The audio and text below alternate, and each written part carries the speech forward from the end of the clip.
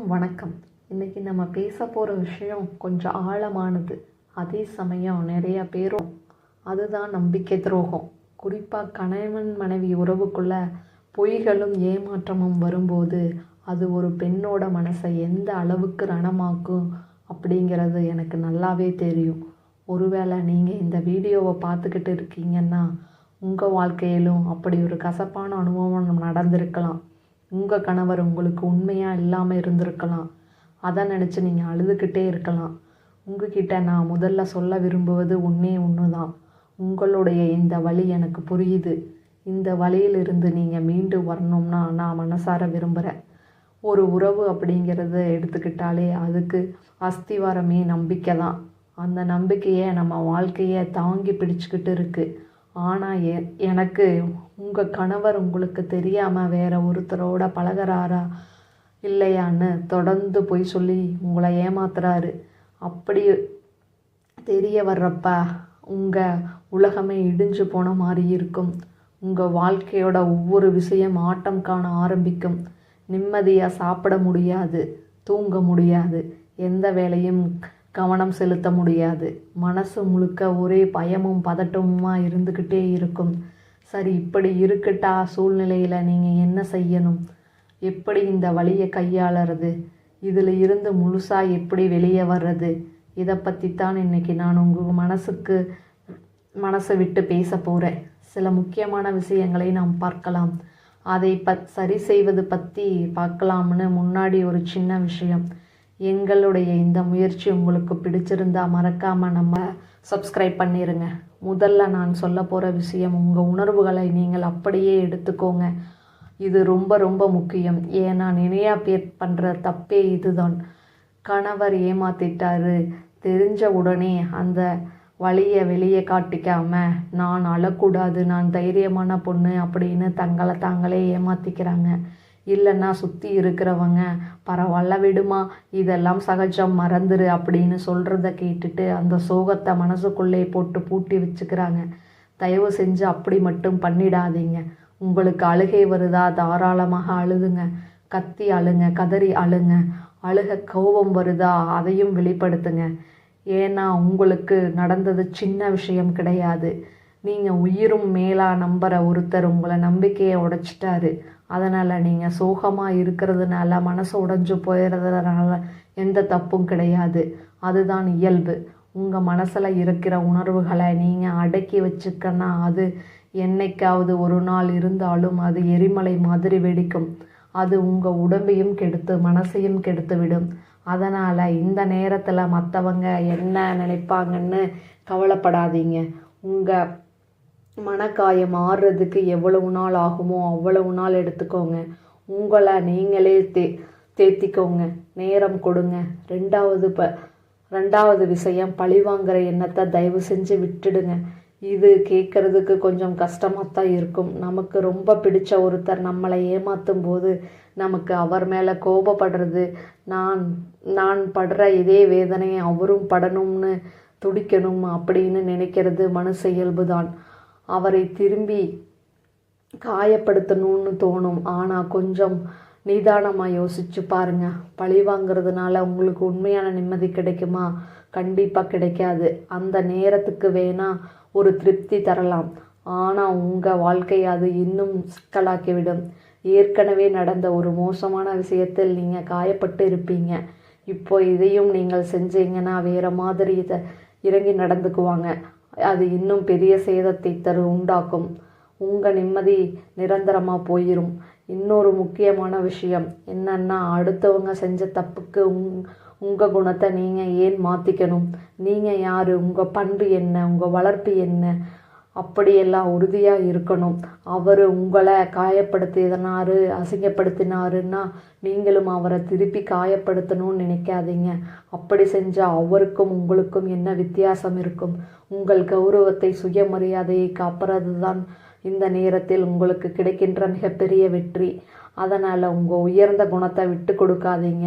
மூணாவதாக நான் சொல்ல போகிற ரொம்ப ரொம்ப முக்கியமான விஷயம், தயவு செஞ்சு உங்கள் சண்டைக்குள்ளே குழந்தை இல்லையோ மற்ற குடும்பத்தை ஆட்களையோ இழுக்காதீங்க. இது நம்ம ஊரில் சாதாரணமாக நடக்கிற ஒன்று தான். கணவர் மேலே சந்தேகம் வந்தாலோ இல்லை அவர் தப்பு தெரிஞ்சாலோ உடனே மாமியார் வீட்டுக்கோ இல்லை உங்கள் அம்மா வீட்டுக்கோ ஃபோன் பண்ணி நியாயம் கேட்கணும்னு தோணும். நண்பர்கிட்ட சொல்லி அழணும் தோணும். ஆனால் நான் பார்த்த வரைக்கும் எப்போதெல்லாம் நீங்கள் குடும்பத்தாரையோ நண்பர்களையோ உங்கள் கனவை மனைவன் பிரச்சனைக்குள்ளே இழுக்கிறீங்களோ அப்போதெல்லாம் அந்த பிரச்சனை வேற ஒரு வடிவத்தை எடுக்குது. அது ஒரு பெரிய ஊர் நாடகமாக மாறிடும். இதில் என்ன பிரச்சனைனா பின்னாடி என்னைக்காவது ஒரு நாள் உங்கள் கணவர் திருந்தி உங்கள் கூட சேரலாம். நீங்கள் அவரை மன்னிச்சு ஏற்றுக்கலாம். ஆனால் உங்கள் பெத்தவங்களோ சொந்தக்காரங்களோ அவரை மன்னிக்க மாட்டாங்க. அவங்க அவரை எப்பவுமே ஒரு குற்றவாளியாகத்தான் பார்ப்பாங்க. அது உங்கள் எதிரில் வாழ்க்கையை ரொம்ப பாதிக்கும். அது மட்டுமல்ல, குழந்தைகள் முன்னாடி சண்டை போடுறது அவங்கள ரொம்ப பாதிக்கும். அவங்க பிஞ்சு மனசில் அது ஆழமாக காயத்தை உண்டாக்கும். அதனால் முடிஞ்ச வரைக்கும் இந்த பிரச்சனையை உங்கள் 2 பேருக்குள்ளேயுமே பேசி தீர்க்க முயற்சி பண்ணுங்க. அதுக்காக நீங்கள் யாருக்கிட்டையும் பேசக்கூடாதுன்னு நான் சொல்லலை. கண்டிப்பாக இந்த பாரத்தை தனியாக சுமக்க முடியாது. உங்களுக்கு ஆறுதல் தேவை. ஆனால் அதை சரியான முறையில் செய்யணும். ஊருக்கெல்லாம் தந்தட்டம் போட்டு ஒரு நல்ல மனநல ஆலோசகரை போய் பார்க்கலாம். இல்லைன்னா உங்களுக்கு ரொம்ப நம்பிக்கையான விவரம் தெரிஞ்ச பக்குவமான ஒரு தோழிக்கிட்டேயோ இல்லை உறவினர்கிட்டையோ மட்டும் பகிரணும். அதுவும் எப்படி உங்கள் கணவரை பற்றி தப்பாக பேசுகிற அவரை கேவலப்படுத்தாமல் உங்கள் உணர்வுகளை மட்டும் சொல்லுங்கள். எனக்கு இது வலிக்குது, நான் இதை இப்படி கையாளுறதுன்னு தெரியலை, ஆலோசனை கேளுங்க. இதுதான் புத்திசாலித்தனம். 4வது விஷயம், உங்களை நீங்களே குறை சொல்லுகிறத நிறுத்துங்க. கணவர் ஏமாத்திட்டு போனது போதும். பெண்கள் பண்ணுற பெரிய தப்பு இதுதான். ஒருவேளை நான் அழகா இல்லையோ, நான் அவரை சரியாக கவனிக்கவில்லையோ, நான் அடிக்கடி சண்டை போடுகிறேனோ அதனால்தான் அவர் வேறொருத்தரை தேடி போகிறாரோ அப்படின்னு தங்களுக்குத்தானே வருத்திப்பாங்க. தயவு செஞ்சு இதை நல்லா புரிஞ்சுக்கோங்க. அவர் ஏமாத்தினது அவருடைய முடிவு. அது அவரோட தப்பு. அது அவரோட குணத்தை தான் காட்டுமே தவிர உங்கள் தகுதியை காட்டுறது கிடையாது. ஒரு நேர்மையான மனுஷன் பிரச்சனை இருந்தால் அதை பேசி தீர்க்க பார்ப்பேனே தவிர இன்னொரு உறவை தேடி போக மாட்டார். அவர் செஞ்ச ஒரு மோசமான செயல் அவருடைய மொத்த வாழ்க்கையும் மோசமான அர்த்தம் இல்லை. அதே சமயம் அவர் செஞ்ச தப்புக்கு நீங்கள் பொறுப்பேற்க முடியாது. அவருடைய பலவீனத்திற்கு நீங்கள் காரணம் கிடையாது. இதை நீங்கள் ஆழமாக புரிஞ்சுக்கணும். நான் சரியில்லையோ அப்படிங்கிற தாழ்வு மனப்பான்மையை தூக்கி போடுங்க. 5வது மற்றும் ரொம்ப முக்கியமான ஆலோசனை, அவசரப்படாதீங்க. கால அவகாசம் கொடுங்க. மனக்காயங்கள் ஆறுறதுக்கு உறவை மீண்டும் பழைய நிலைக்கு கொண்டு வர்றது கண்டிப்பாக காலம் தேவைப்படும். நேற்று நடந்தது இன்னைக்கு சரியாயிடும்னு நினைக்காதீங்க. நம்பிக்கையாக இருக்கிறது கண்ணாடி மாதிரி. அது உடைஞ்சா ஒட்ட வைக்கிறது ரொம்ப கஷ்டம். அதற்கு ரொம்ப பொறுமை தேவை. உங்கள் கணவர் உங்கள் நம்பிக்கையை மீண்டும் பெறணும்னா அவருக்கு ஒரு வாய்ப்பு கொடுங்க. ஆனால் அந்த வாய்ப்பை அவர் பயன்படுத்திக்கணும். சும்மா மன்னிச்சிட்டேன்னு ஒரு வார்த்தை சொல்கிறதோட முடியக்கூடாது. அவர் ஒவ்வொரு நிமிஷமும் உங்கள் நம்பிக்கையை காப்பாற்றணும். அதற்காக அவர் போராடணும். அவருடைய செயல்களில்தான் மாற்றம் தெரியணும். இந்த திருமணத்தை காப்பாற்ற வேண்டிய பொறுப்பு உங்களுக்கு மட்டுமல்ல, அவருக்கும் அதில் சம பங்கு இருக்குது. சொல்லப்போனால் அவருக்குத்தான் அதிகமான பங்கு. அவர் தனது தப்பை உணரணும், பொறுத்துக்கணும்.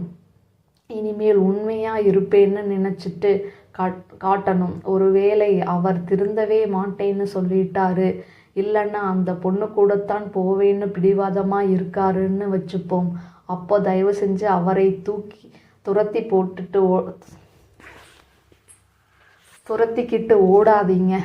என்னை விட்டு போகாதீங்க அப்படின்னு காலில் விழுந்து கெஞ்சாதீங்க. அந்த இன்னொரு பொண்ணு கூட போட்டி போடாதீங்க. அப்படி செஞ்சால் உங்கள் சுயமரியாதையை நீங்களே இழந்துடுவீங்க. உங்கள் மதிப்பை இழந்துடுவீங்க. ஒரு ஆணின் முன்னாடி கெஞ்சுறதும் அழுறதும் அவரை திரும்ப வரவழைக்கிறதும் மாறாக அதை அவர் மேலும் மேலும் அந்த பொண்ணுக்கிட்டத்தான் தள்ளும். உங்களை மதிக்க, உங்கள் காதலை மதிக்காத ஒருத்தருக்காக நீங்கள் ஏன் உங்கள் கௌரவத்தை விட்டு கொடுக்கணும்? நிமிர்ந்து நில்லுங்க. நீங்கள் விலகி நின்னாதான் உங்களுடைய அருமை அவருக்கு புரியும். முடிவு பகுதி கடைசியாக நான் சொல்ல விரும்புகிறது இதுதான். எனக்கு தெரியும் நீங்கள் இப்போ எவ்வளவு பெரிய குழப்பத்தில் இருப்பீங்கன்னு. தனியாக கையாளுறது ரொம்ப கஷ்டம்தான். ஆனால் ஒன்று மட்டும் நல்லா புரிஞ்சுக்காங்க, இந்த கஷ்டம் நிரந்தரம் கிடையாது, இதுவும் கடந்து போகும். இந்த வீடியோவில் நான் சொன்ன விஷயங்கள் உங்களுக்கு சின்ன ஒரு ஆறுதலை தரும், தெளிவை கொடுத்திருக்கும் நான் நம்புகிறேன். இது உங்களுக்கு பயனுள்ளதாக இருந்ததுன்னா லைக் பண்ணுங்கள். முக்கியமாக இந்த மாதிரி வீடியோக்கள் வேணும்னா நீங்கள் இந்த சேனலை சப்ஸ்கிரைப் பண்ணிக்கங்க. கீழே இருக்கிற கமெண்ட் பட்டனில் சொல்லுங்கள் உங்கள் கமெண்ட்ஸை. உங்கள் அனுபவத்தை மற்றவங்களுக்கு பெரிய பாடமாக கூட அமையலாம். உங்கள் மாதிரியே பாதிக்கப்பட்ட மற்றவங்கள் அனுபவத்தை பகிரும்போது அது உங்களுக்கு ஒரு ஆறுதலாக இருக்கும். அதே போல் மற்றவங்க அவங்களுடைய ஆலோசனையை சொல்கிறதும் அதிலிருந்து உங்களுக்கு ஒரு புது வழிகாட்டுதல் கிடைக்கலாம். அதனால் தயங்காமல் மனசில் இருக்கிறத டைப் பண்ணுங்கள். இந்த மாதிரி பயனுள்ள பதிவுக்கு நம்ம சேனலை சப்ஸ்கிரைப் பண்ணிக்கங்க. நம்பிக்கையோடு இருங்கள். நன்றி.